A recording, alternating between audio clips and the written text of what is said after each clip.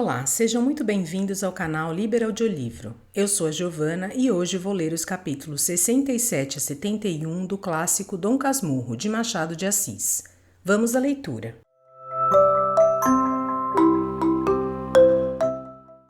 Capítulo 67 – Um pecado. Já agora não tiro a doente da cama sem contar o que se deu comigo. Ao cabo de 5 dias, minha mãe amanheceu tão transtornada que ordenou me mandassem buscar ao seminário. Em vão, tio Cosme. Mana Glória, você assusta-se sem motivo, a febre passa. Não, mandem buscá-lo. Posso morrer e a minha alma não se salva se Bentinho não estiver ao pé de mim. Vamos assustá-lo. Pois não lhe digam nada, mas vão buscá-lo já, não se demorem. Cuidaram fosse delírio. Mas não custando nada trazer-me, José Dias foi incumbido do recado. Entrou tão atordoado que me assustou. Contou particularmente ao reitor o que havia e recebi licença para ir à casa. Na rua íamos calados, ele não alterando o passo do costume. A premissa antes da consequência, a consequência antes da conclusão. Mas cabisbaixo e suspirando, eu temendo ler no rosto dele alguma notícia dura e definitiva. Só me falara na doença, como negócio simples. Mas o chamado, o silêncio, os suspiros podiam dizer alguma coisa mais. O coração batia-me com força, as pernas bambeavam-me, mais de uma vez cuidei cair. O anseio de escutar a verdade complicava-se em mim com o temor de a saber. Era a primeira vez que a morte me aparecia assim perto, me envolvia, me encarava com os olhos furados e escuros. Quanto mais andava aquela rua dos Barbonos, mais me aterrava a ideia de chegar à casa, de entrar, de ouvir os prantos, de ver um corpo defunto. Eu não poderia nunca expor aqui tudo o que senti naqueles terríveis minutos. A rua, por mais que José Dias andasse superlativamente devagar, parecia fugir-me debaixo dos pés. As casas voavam de um e outro lado, e uma corneta que nessa ocasião tocava no quartel dos municipais permanentes ressoava aos meus ouvidos como a trombeta do juízo final. Cheguei aos arcos, entrei na rua de Mata-Cavalos. A casa não era logo ali, mas muito além da dos Inválidos, perto da do Senado. 3 ou 4 vezes quisera interrogar o meu companheiro sem ousar abrir a boca. Mas agora já nem tinha tal desejo. Ia só andando, aceitando o pior como um gesto do destino, como uma necessidade da obra humana, e foi então que a esperança, para combater o terror, me segredou ao coração não estas palavras, pois nada articulou parecido com palavras, mas uma ideia que poderia ser traduzida por elas. Mamãe defunta acaba o seminário. Leitor, foi um relâmpago. Tão depressa alumiou a noite como se esvaiu, e a escuridão fez-se mais cerrada pelo efeito do remorso que me ficou. Foi uma sugestão da luxúria e do egoísmo. A piedade filial desmaiou um instante com a perspectiva da liberdade certa, pelo desaparecimento da dívida e do devedor. Foi um instante, menos que um instante, o 100º de um instante, ainda assim o suficiente para complicar a minha aflição com um remorso. José Dias suspirava. Uma vez olhou para mim tão cheio de pena que me pareceu haver-me adivinhado, e eu quis pedir-lhe que não dissesse nada a ninguém, que eu ia castigar-me, etc. Mas a pena trazia tanto amor que não podia ser pesar do meu pecado. Mas então era sempre a morte de minha mãe. Senti uma angústia grande, um nó na garganta e não pude mais, chorei de uma vez. Que é, Bentinho? Mamãe... Não, que ideia é essa? O estado dela é gravíssimo, mas não é mal de morte. E Deus pode tudo. Enxugue os olhos que é feio um mocinho da sua idade andar chorando na rua. Não há de ser nada, uma febre. As febres assim como dão com força, assim também se vão embora. Com os dedos não, onde está o lenço? Enxuguei os olhos, posto que de todas as palavras de José Dias, uma só me ficasse no coração. Foi aquele gravíssimo. Vi depois que ele só queria dizer grave, mas o uso do superlativo faz a boca longa e, por amor do período, José Dias fez crescer a minha tristeza. Se achares neste livro algum caso da mesma família, avisa-me, leitor, para que o emende na 2ª edição. Nada há mais feio que dar pernas longuíssimas a ideias brevíssimas. Enxuguei os olhos, repito, e fui andando, ansioso agora por chegar a casa e pedir perdão à minha mãe do ruim pensamento que tive. Enfim chegamos, entramos, subi trêmulo os 6 degraus da escada e daí a pouco, debruçado sobre a cama, ouvi as palavras ternas de minha mãe, que me apertava muito as mãos, chamando-me seu filho. Estava queimando, os olhos ardiam nos meus, toda ela parecia consumida por um vulcão interno. Ajoelhei-me ao pé do leito, mas como este era alto, fiquei longe das suas carícias. Não, meu filho, levanta, levanta. Capitu, que estava na alcova, gostou de ver a minha entrada, os meus gestos, palavras e lágrimas, segundo me disse depois. Mas não suspeitou naturalmente todas as causas da minha aflição. Entrando no meu quarto, pensei em dizer tudo à minha mãe, logo que ela ficasse boa. Mas esta ideia não me mordia. Era uma veleidade pura, uma ação que eu não faria nunca, por mais que o pecado me doesse. Então, levado do remorso, usei ainda uma vez do meu velho meio das promessas espirituais e pedi a Deus que me perdoasse e salvasse a vida de minha mãe, e eu lhe rezaria 2000 Padre Nossos. Padre que me lês, perdoa este recurso. Foi a última vez que o empreguei. A crise em que me achava, não menos que o costume e a fé, explica tudo. Eram mais 2000. Onde iam os antigos? Não paguei uns nem outros, mas saindo de almas cândidas e verdadeiras, tais promessas são como a moeda fiduciária. Ainda que o devedor não as pague, valem a soma que dizem. Capítulo 68. Adiemos a virtude. Poucos teriam ânimo de confessar aquele meu pensamento da rua de Mata-Cavalos. Eu confessarei tudo o que importar à minha história. Montaigne escreveu de si: Ce ne sont pas mes gestes que j'écris, c'est moi, c'est mon essence. Ora, há só um modo de escrever a própria essência, é contá-la toda, o bem e o mal.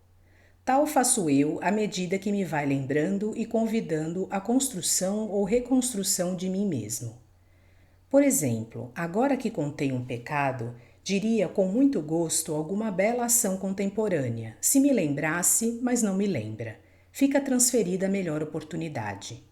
Nem perderás em esperar, meu amigo. Ao contrário, acode-me agora que não só as belas ações são belas em qualquer ocasião, como são também possíveis e prováveis, pela teoria que tenho dos pecados e das virtudes, não menos simples que clara. Reduz-se a isto que cada pessoa nasce com um certo número deles e delas, aliados por matrimônio para se compensarem na vida.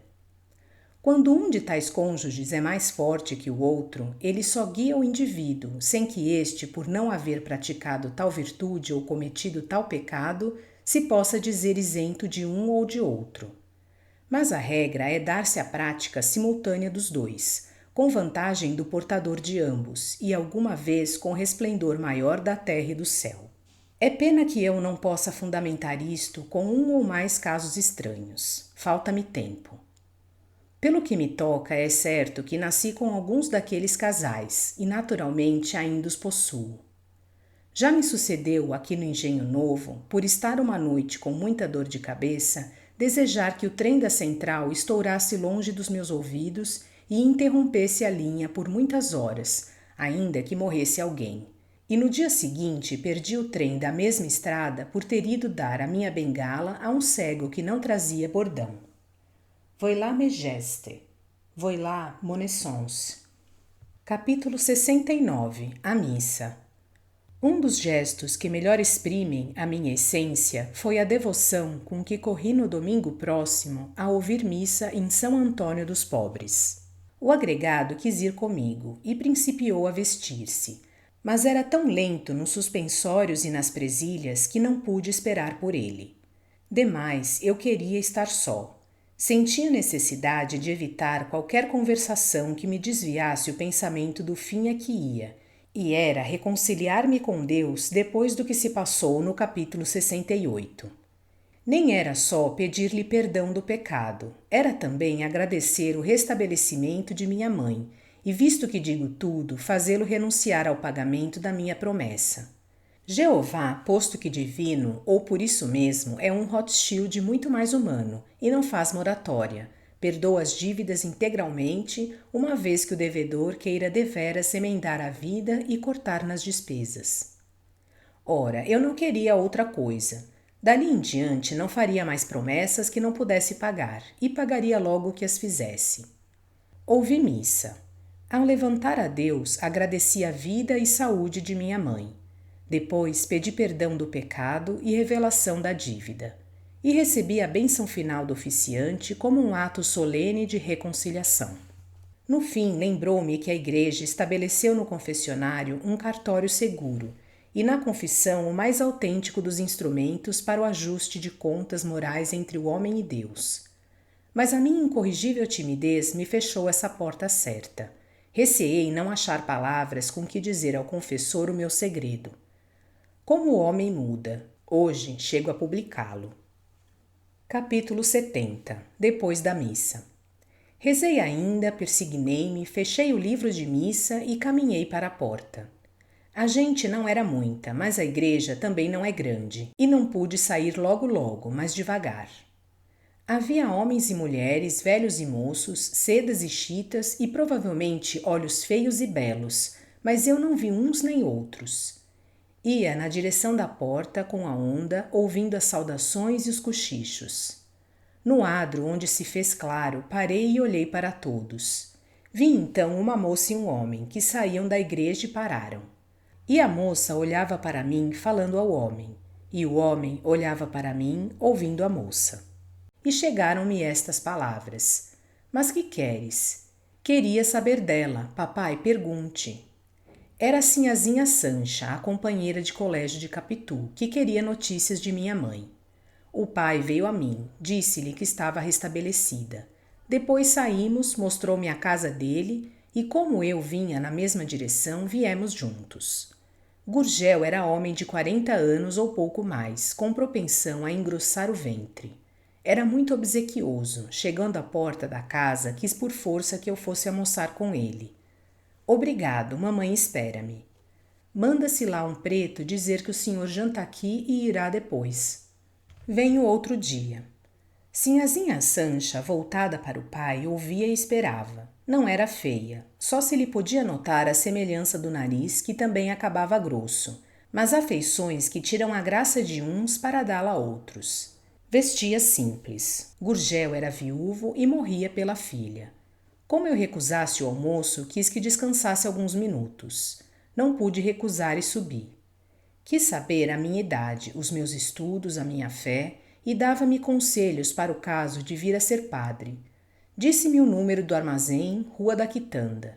Enfim, despedi-me, veio ao patamar da escada, a filha deu-me recomendações para Capitu e para minha mãe. Da rua olhei para cima. O pai estava à janela e fez-me um gesto largo de despedida. Capítulo 71. Visita de Escobar. Em casa tinham já mentido, dizendo à minha mãe que eu voltara e estava mudando de roupa. A missa das 8 já há de ter acabado. Bentinho devia estar de volta. Teria acontecido alguma coisa, Mano Cosme? Mandem ver. Assim falava ela, de minuto a minuto, mas eu entrei e comigo a tranquilidade. Era o dia das boas sensações. Escobar foi visitar-me e saber da saúde de minha mãe. Nunca me visitara até ali, nem as nossas relações estavam já tão estreitas como vieram a ser depois. Mas sabendo a razão da minha saída, 3 dias antes, aproveitou o domingo para ir ter comigo e perguntar se continuava o perigo ou não. Quando lhe disse que não, respirou. Tive receio, disse ele. Os outros souberam? Parece que sim, alguns souberam. Tio Cosme e José Dias gostaram do moço. O agregado disse-lhe que vira uma vez o pai no Rio de Janeiro. Escobar era muito polido. E conquanto falasse mais do que veio a falar depois, ainda assim não era tanto como os rapazes da nossa idade. Naquele dia achei-o um pouco mais expansivo que de costume. Tio Cosme quis que jantasse conosco. Escobar refletiu um instante e acabou dizendo que o correspondente do pai esperava por ele. Eu, lembrando-me das palavras do Gurgel, repeti-as. Manda-se lá um preto dizer que o senhor janta aqui e irá depois. Tanto incômodo. Incômodo nenhum, interveio tio Cosme. Escobar aceitou e jantou. Notei que os movimentos rápidos que tinha e dominava na aula também os dominava agora na sala, como na mesa. A hora que passou comigo foi de franca amizade. Mostrei-lhe os poucos livros que possuía. Gostou muito do retrato de meu pai. Depois de alguns instantes de contemplação, virou-se e disse-me: vê-se que era um coração puro. Os olhos de Escobar, claros como já disse, eram dulcíssimos. Assim os definiu José Dias, depois que ele saiu, e mantenho esta palavra, apesar dos 40 anos que traz em cima de si. Nisto não houve exageração do agregado. A cara rapada mostrava uma pele alva e lisa. A testa é que era um pouco baixa, vindo a risca do cabelo quase em cima da sobrancelha esquerda. Mas tinha sempre a altura necessária para não afrontar as outras feições, nem diminuir a graça delas. Realmente era interessante de rosto, a boca fina e chocarreira, o nariz curvo e delgado.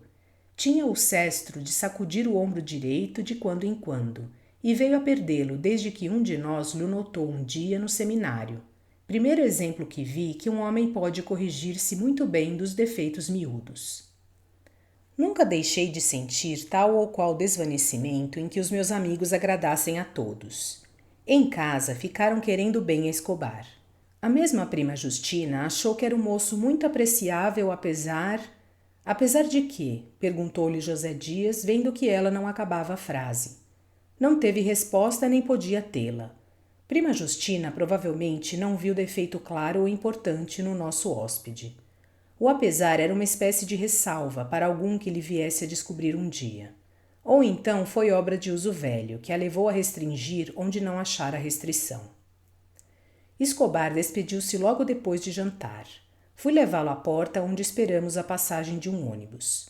Disse-me que o armazém do correspondente era na Rua dos Pescadores e ficava aberto até às 9 horas. Ele é que se não queria demorar fora. Separamo-nos com muito afeto. Ele, de dentro do ônibus, ainda me disse adeus com a mão. Conservei-me à porta, a ver se ao longe ainda olharia para trás, mas não olhou.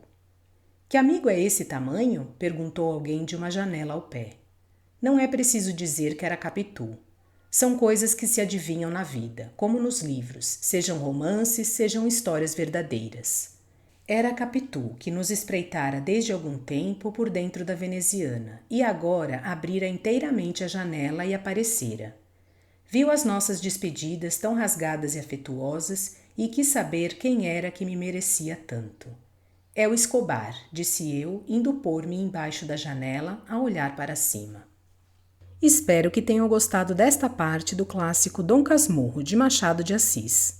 Obrigada por sua companhia. Até a próxima.